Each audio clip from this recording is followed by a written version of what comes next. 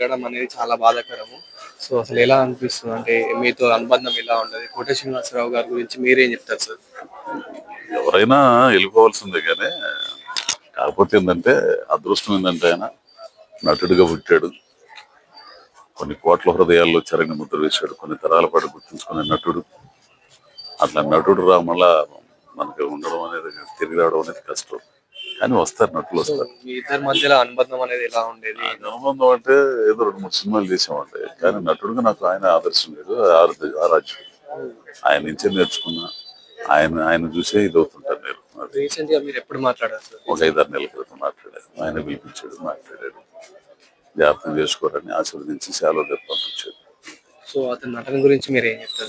ఆయన నటన గురించి ఎవడేం చెబుతాడంటే ఇక్కడ అది అసలు ఆ సహజత్వంతో కూడుకున్న నటులు ఉంది. వాళ్ళందరూ ఈశ్వర రంగారావు గారు కానీ, రాజనాల గారు కానీ, నాగభూషణం గారు కానీ, వీళ్ళందరూ కూడా ప్రతి క్యారెక్టర్‌లో పోషించారు గదా! అంటే మీకన్నా ముందు నుంచి ఇండస్ట్రీలో ఉన్నారు గాబట్టి, ఇప్పుడు రీసెంట్‌గా గూడా మీతో మాట్లాడారు గాబట్టి, అంటే పూర్తిగా అసలెలా ఉండేది తన గురించి?